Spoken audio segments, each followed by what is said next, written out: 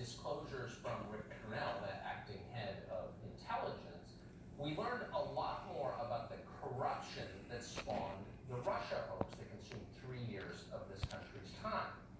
We learned yesterday that 39 separate people in the Obama administration requested to unmask Mike Flynn's identity in NSA intelligence reports.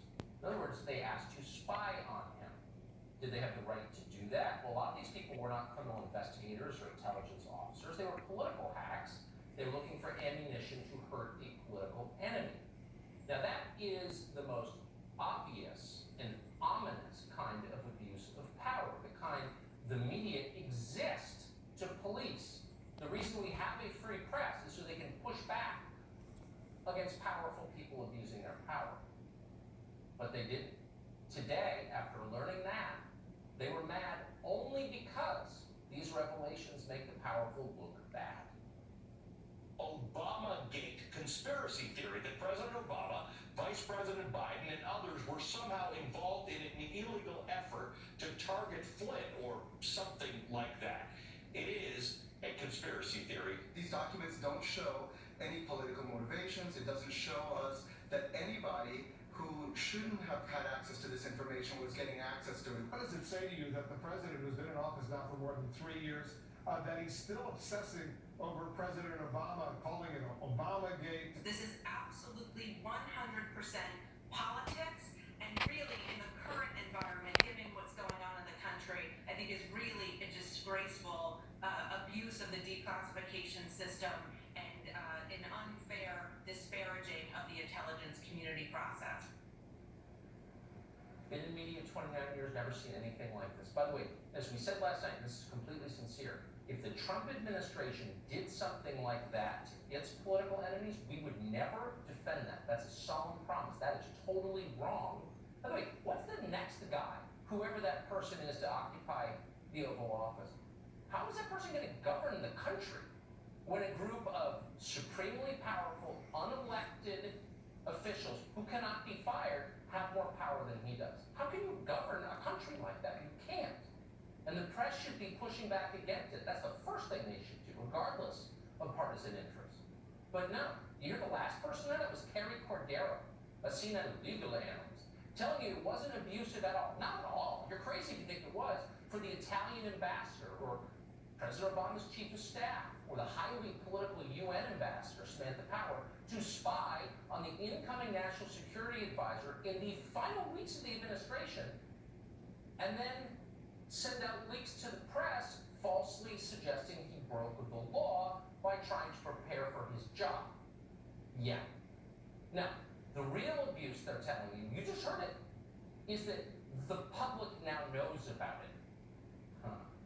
The public now knows. You have no right to know. And it's an insult to our intel community that you know. That's the real crime here. This morning, CNN described this whole thing in a chyron, a graphic on the screen, as a, quote, conspiracy theory. Now, just to be clear, regardless of your views on Russia, we know for a fact it is not a partisan talking point. It is established that the Obama administration abused this process. You are not supposed to unmask the name of an American caught up in intel surveillance unless you have a national security reason to do it. They didn't. Then they took that information and they leaked it to the Washington Post. David Ignatius, a columnist there. That's a felony. We still don't know who did it. Nobody seems to care. We should care. You can't crush people using classified information. And you definitely can't do it for political reasons, which they did. But the press doesn't care at all. They stopped caring about civil liberties a long time ago. Senator Rand Paul, to his credit, actually does care about civil liberties, and we're happy to have Senator Paul on tonight.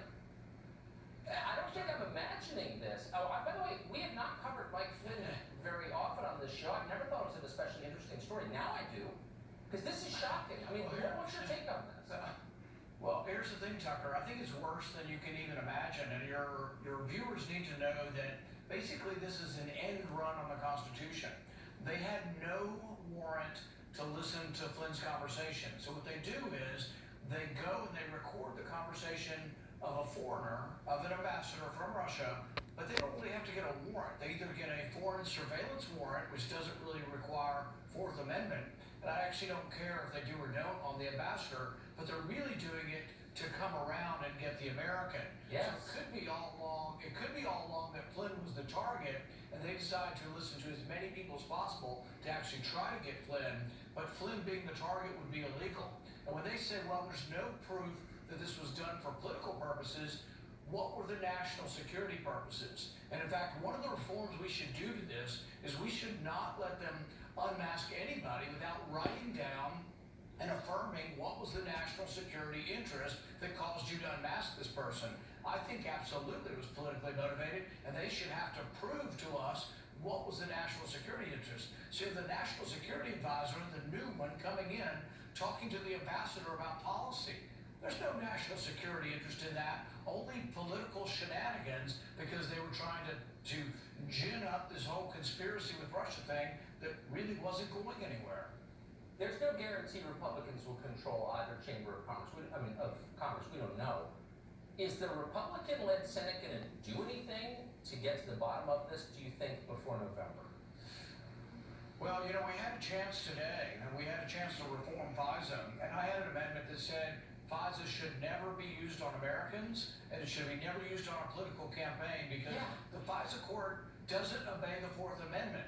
They only have this standard that's lower than the Constitution that says all you gotta do is prove some relationship to a foreign government. So they said, oh, Carter Page is related, so we can do whatever we want.